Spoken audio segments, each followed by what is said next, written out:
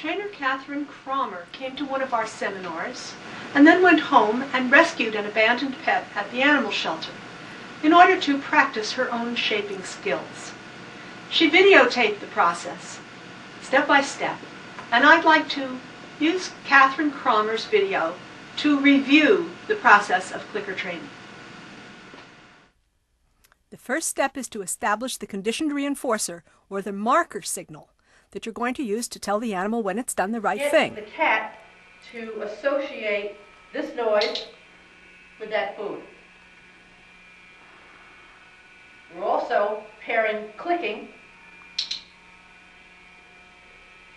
with petting, which she enjoys just as much as the food. I'm sure not all cats do, but this one does, so we use it.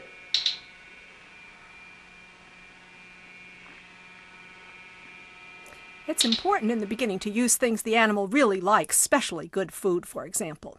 The next step, when you have a signal, is to shape a behavior, in this case, targeting. Now we're going to get her to touch or target in this case, a magic wand.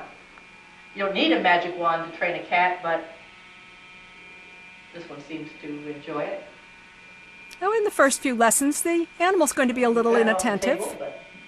That was true of some of the puppies that we started with in Gusto.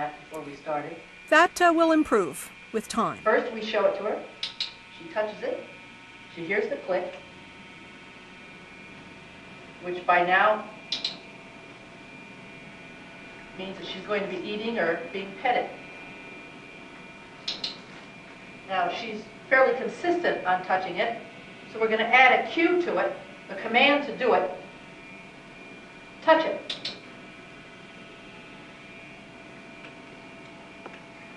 We're going to move it to different sides of the table. Touch it.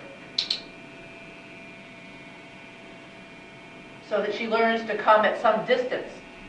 Touch it. And then in order to increase her enthusiasm, we put it on an intermittent schedule of reinforcement, which means that she'll do it more than once. Touch it. To get a reward. Touch it. And this very often increases the intensity of the performance. Varying the effort required to increase the intensity of the performance, very important, and also adding a cue. We're going to be able to direct her onto a platform.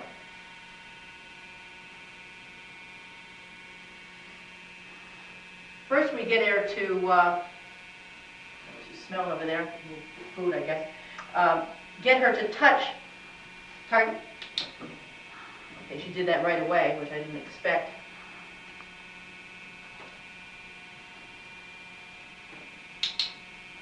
Now Kathy can use one learned behavior, following the target stick, to train other behaviors, such as got her going from one platform to another.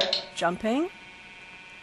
So we can get her to go up onto another platform, a somewhat higher platform, by using the same method.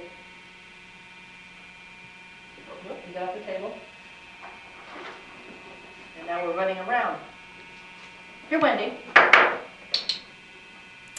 There's a new cue. One of the first things that we taught her, and that tapping twice, that's our come cue. Various behaviors can be combined into what's known as a behavior chain. Behaviors linked by cues. Now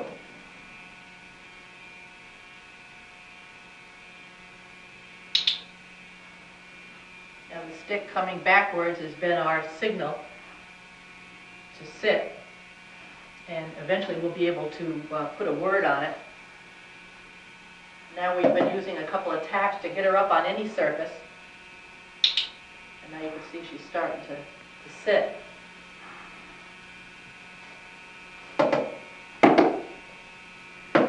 When we put it on an intermittent schedule of reinforcement, we can have her go from one stool to another and then sit with a reward every third, fourth, fifth time, whatever.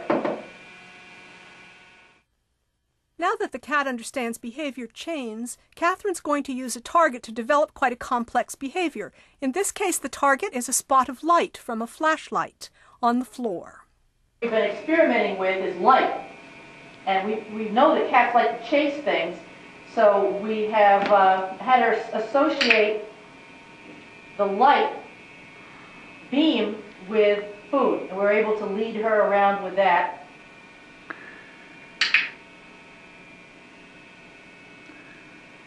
And we've associated a click in here, which is going to come a little bit later.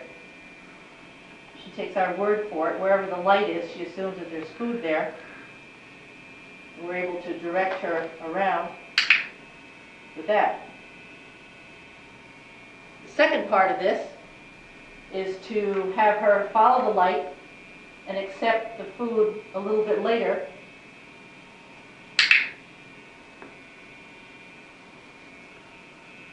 So that we can direct her path around with that.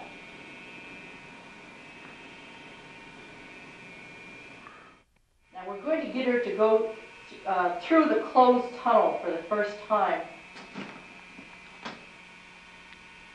And we were having a little bit of trouble with that. Now what we've done now is to fold the tunnel back a little bit so that she can see out. And we're going to give her some rewards for that. And what I plan to do is put this on a schedule of intermittent reinforcement to increase the intensity of the response. And then what we're going to do is suddenly pull it flat, and hopefully she goes through it very quickly without thinking a lot about it. What we're going to do now is to get her to open the door. So we're going to start rewarding any kind of foot movement in the door area.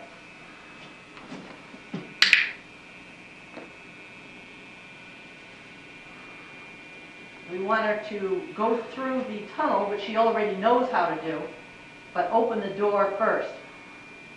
We're using the light to direct her. Let me close that door a little bit again.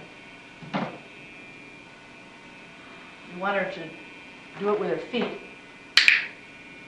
So we're rewarding her for any kind of foot movement towards that end.